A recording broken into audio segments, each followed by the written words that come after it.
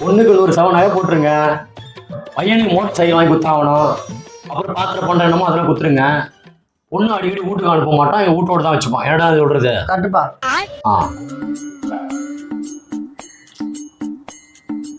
ரொம்ப அதிகமா போகுது சம்மந்தி, கொஞ்சம் கம்மி பண்ணிக்கலாமே. பொண்ணுக்கு 50 சவரம் போட்டுருங்க. பையனுக்கு ஒரு பைக் வாங்கி கொடுத்துருங்க. பொண்ணு வேலைக்கு போறது போவது பொண்ணோட இஷ்டம். என்ன நான் சொல்றது? கரெக்டு தான்ப்பா. பொண்ணுக்கு உங்களால முடிஞ்சதை போடுங்க. கல்யாண செலவை ஷேர் பண்ணி பண்ணிக்கலாம். கல்யாணம் ஆகி மறுநாளே தனி கொடுத்தன வச்சாலும் எங்களுக்கு ஓகே தான். ஐயா பொண்ணு இருந்தா கொடுங்கய்யா என் பையனுக்கு. ஐயா பையனுக்கு பொண்ணு இருந்தா கொடுங்கய்யா.